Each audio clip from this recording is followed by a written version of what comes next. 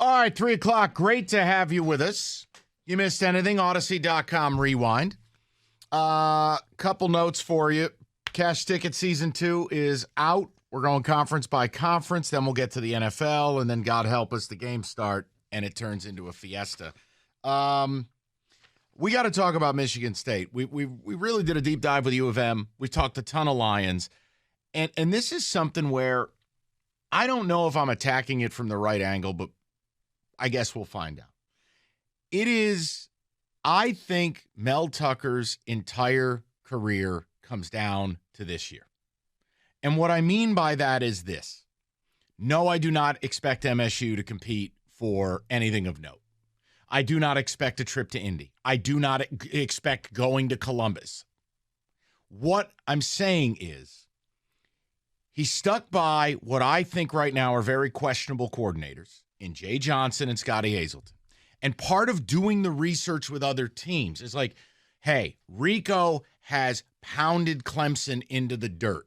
But you know what Dabo Swinney did? He went out and he hired Garrett Riley, who really got TCU rolling last year, okay? Mm-hmm. You look at programs and how they staff and the coordinators they have, and you start to think and you go, okay, well, Tuck's team from a quality standpoint was beyond subpar. Yeah. All three phases of the game. Did he make any changes? He didn't. You go, he's a top 10 paid coach, and there's no world where Jay Johnson or Scotty Hazelton are top 25 coordinators. So you got a problem there, and that's on him. You got a quarterback competition now. And before some of you come out and go, well, Peyton Thorne, there's no guarantee Peyton Thorne's going to be the starter. Actually, Vegas betting odds is he's going to be the backup. Backup at Auburn. Yeah. My point is, this is the big boy world we live in. Did Tuck go to the portal to get a QB? No. So now we got your guys.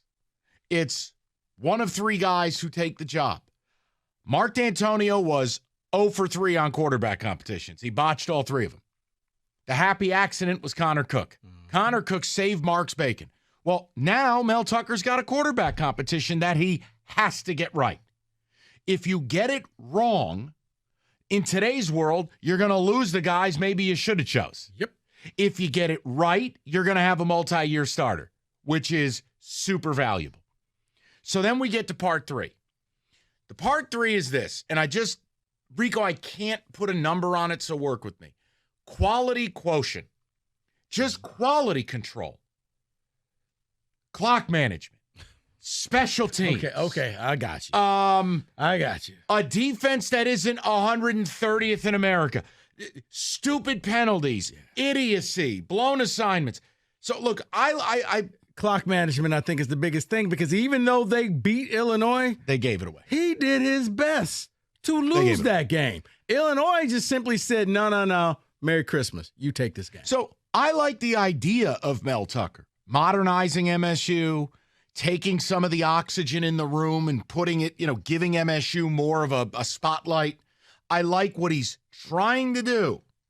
But right now, here's where I'm at overall. The recruiting is not where it needs to be.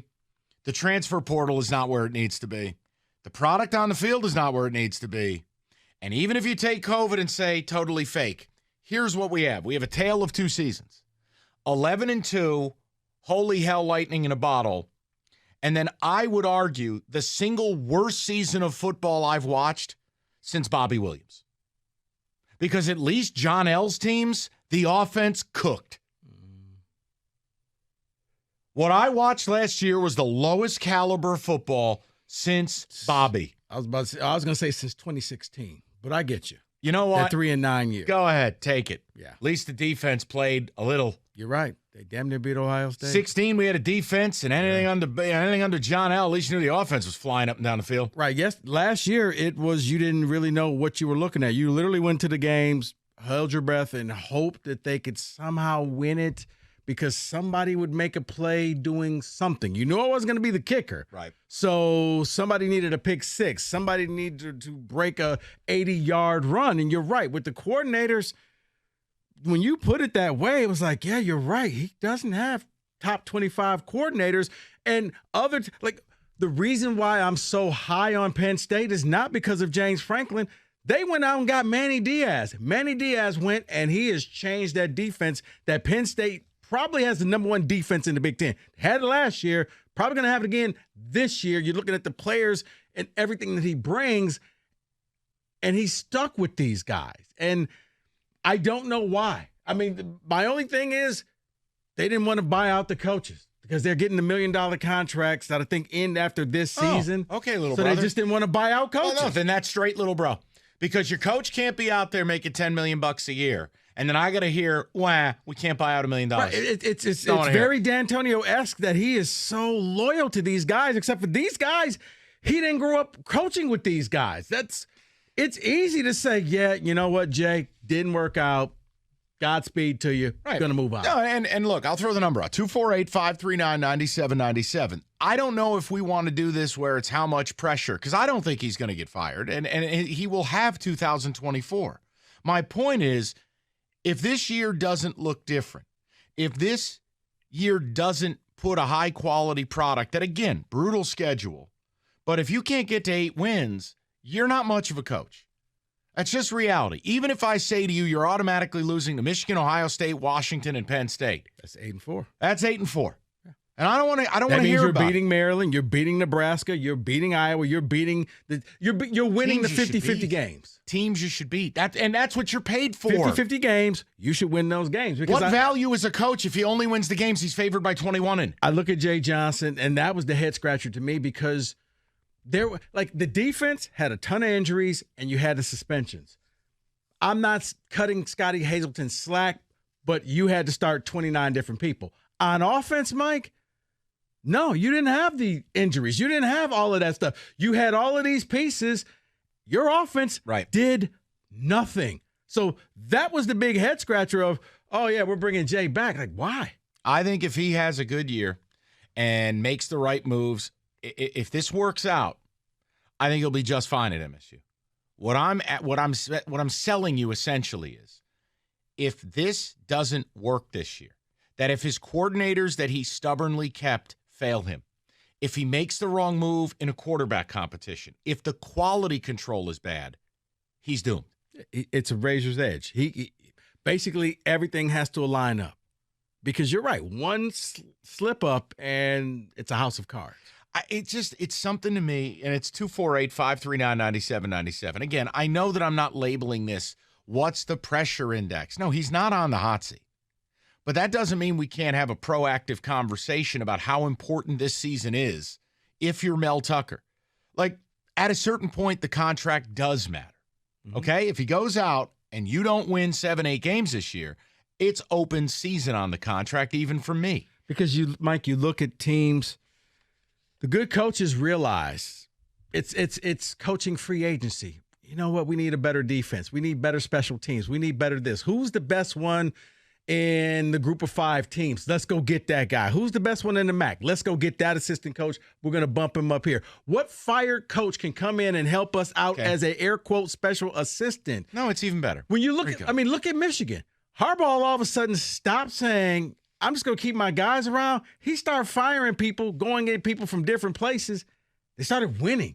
You saw a different team. But I'll give you an example coordinator-wise, because I know what some of you are going to say. Well, who would want the job? Okay, I'll work with you. I'll select offensive coordinators that in my prep for the season, I've come across at inferior schools that are superior coordinators. All right, is Washington State some great job being the OC there? No. They hired Ben Arbuckle. You know who that is? The architect of Western Kentucky's offense, okay? The Zach Kittley system. Right. All right. How about a guy at Kansas State? And I know he's an alum, but work with me. Colin Klein is an outstanding offensive coordinator. Oh, don't tell me you can't get a guy from KSU. You hired Hazelton from there, okay? Right. Like, how about Jake Spavital? You know that name? Got fired from Texas State, but he's a passing wizard, right? Spavital is now the OC at Cal. Like, I can pick guys, and you could go, look, these guys have better track records than Jay Johnson. Jay Johnson has 1 year with Kenneth Walker. That's his highlight reel. Right. That's his whole dossier. Right. There's nothing else in Jay Johnson's resume that you look at and go, wow, I got a boner. It doesn't exist. See, for me, the thing that I've always been frustrated with is the other way, Mike. The good schools like Alabama and all that, how about we just make you a special assistant? You were a fired head coach. You're already making a ton of money. You just don't want to sit at the house. You still want to be involved in football. Come here, be an extra pair of eyes, a voice in the room to help us get better.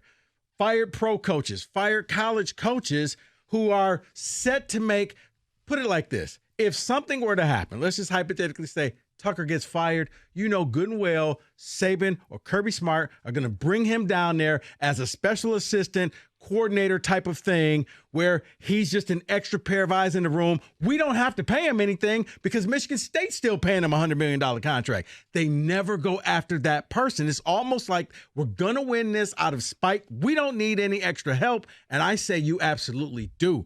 That's what frustrates me. I get what you're saying about going and get those other coordinators. But, man, when there's a fired coach out there, like, once again, I look at Diaz. Why not go get him? Because Miami was paying him a bunch of money. You could pay this man minimum wage for assistant coach. He just wants out the house. He wants to be around football. He doesn't want to do the honey-do list. Get me a job. Get me an office in the broom closet. I'll help you out. So is this, to me, maybe the way to phrase it for the people, I view it like it's bleep or get off the pot. Anything short of Michigan State doing a 180 from last year, winning 7-8 games, showing competency, young players contributing. You're talking about coordinators out. You're talking about CYA mode, the old Lovie Smith model. Everyone's fired but you. You're talking about a program that would have gone 2 straight years being a complete embarrassment on the field. And it would be one of the 5 hottest seats in America in 24. I think it's that kind of year for Mel Tucker. And it's 2 coordinators where I think both guys could have been fired. In other situations, would have. Right. Scotty Hazelton, certainly. And again, I hope Scotty Hazelton taps into what he did at K-State, but let's be fair. There's no relationship between Mel Tucker and Scotty Hazelton. It's not like he was his longtime assistant. Right. But see, and like I said, for me, one of the reasons why I'm higher on USC, they went out and said, hey, Kingsbury, why don't you come back from Thailand and help us out? Sure. Figure us out. You're going to make a ton of money from the Cardinals. I know you said you're not going to coach football, but somehow or another, they found a position for him. But like I see places like NC State, and they go out and hire Tony Anai, who's a legendary offensive coordinator. Coached at BYU for a long time. He had a stop at Virginia, stop at Syracuse. But like, that's a dude. That's a guy with resume. How about Luke Fickell showing up at Wisconsin and going, ground and pound? Watch this. Fart noise, and he hires Phil Longo. I mean, Phil Longo is one of the best offensive minds in football. Right. They're going to be passing the ball all around. So then why am I sitting here? See, this is where I just am like, it's frustrating. What are we doing? It's frustrating. Because even if they had good seasons, is there a world where Jay Johnson and Scotty Hazelton are top 20 coordinators? And see, right there when you said that this morning, that was the needle scratch. And you know what? Wow. You're right. If they were to get fired, where are they going?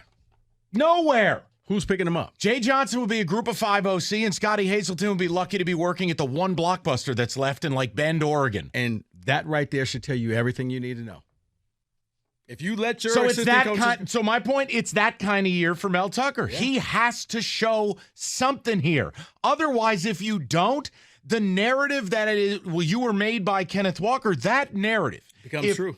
If they don't produce this year and do something, that narrative gains real traction.